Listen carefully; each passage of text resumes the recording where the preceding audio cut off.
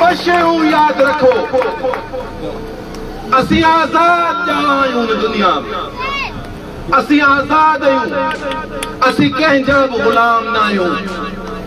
अल्लाह साईं असांखे आजाद पैदा कयो असी कंहिंजा बि कर्ज़ी न आयूं कंहिंजा बि कर्ज़ी न आयूं ॿी ॻाल्हि जीअं साह खणण असांजो बुनियादी हक़ आहे जे साह खणण बुनियादी हक़ आहे कि कुदरत असांखे ॿिया बि बुनियादी हक़ ॾिना जंहिं मंदर पाणी सफ़ाई दवा खेती ॿारनि जो मुस्तक़बिल रोज़गार नौकरी इहो असांजो बुनियादी हक़ आहे ओड़ी ई रीत जे साह खणण पर अफ़सोस असांजा हुकुमराननि जेको माहौल ठाहियो आहे लॻे ईअं थो ते हुकुमरान जेके आहिनि इहे असांखे नौकरियूं ॾेई सघनि था ख़ुदा इन्हनि जा लहजा त ॿुधो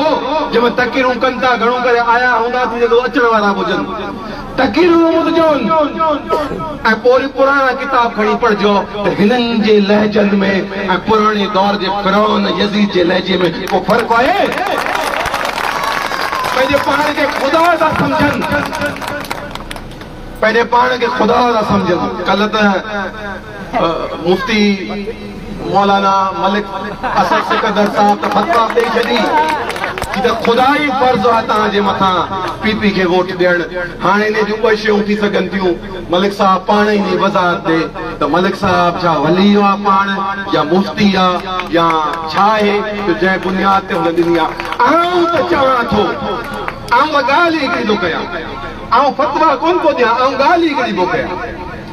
तव्हांजा बुनियादी हक़ छा आहिनि तव्हांखे मिलिया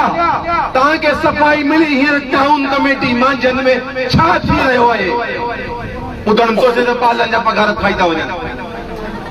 सफ़ाई कान्हे मुलाज़िमनि जूं पघारूं बीठियूं पयूं आहिनि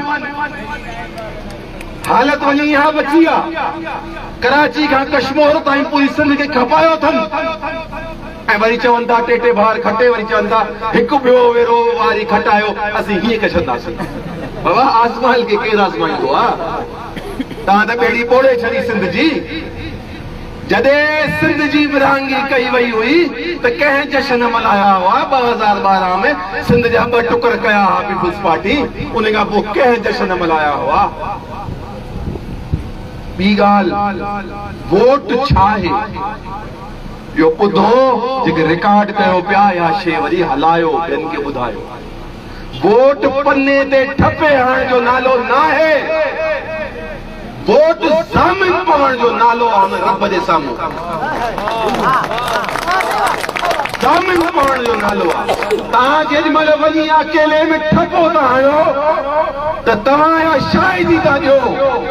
त ही माण्हू सचो आहे ही माण्हू सादिक आहे ही माण्हू अमीन आहे ही माण्हू मुंहिंजा मसला हल कंदो अगरि इन जे अंदरि तव्हांजी का ज़ाती अना आहे तव्हां हुनखे पंहिंजी बिरादरी जे बुनियाद ते पंहिंजी पसंदि जी बुनियाद ते ॾेई छॾियो या पोयां हिकिड़ो दोस्त मिलियो मूंखे जी साईं तव्हां लाइ इज़त वधी आहे पर आउं मुखालिफ़ हुनखे वोट ॾींदुसि ठीकु आहे हुनजो हक़ आहे पर अगरि तव्हां अलाह जे साम्हूं ख़ुदा जे साम्हूं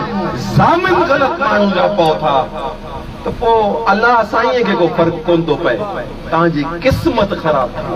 तव्हांजी क़िस्मत ते अफ़सोस आहे पोइ इन करे यादि रखो असीं आज़ाद आया आहियूं आज़ाद वेंदासीं कोन्हे सिंधी क़ौम कंहिंजी बि कर्ज़ी कोन्हे सिंधी क़ौम पीपुल्स पार्टी जी कर्ज़ी कोन्हे सिंधी क़ौम वोटनि जी कर्ज़ी अगरि कर्ज़ी आहिनि त पीपुल्स पार्टी वारा कर्ज़ी आहिनि सिंधी क़ौम जा जिन 15 सालनि खां सिंध खे फुरियो आहे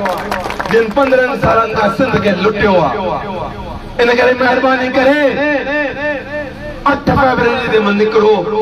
त रुगो हिकिड़ो कमु कजो वोट ॾियण खां पहिरीं कलमूं भरजो कलमूं भरण खां पोइ मथे आसमान ॾिसी त ज्वाला साईं हाणे हुई ज़ामिन तो पोइ मां फलाणो इहो कजो पोइ दिलि वणे न कयो बसि उम्मीद पैगाम समझी विया हूंदो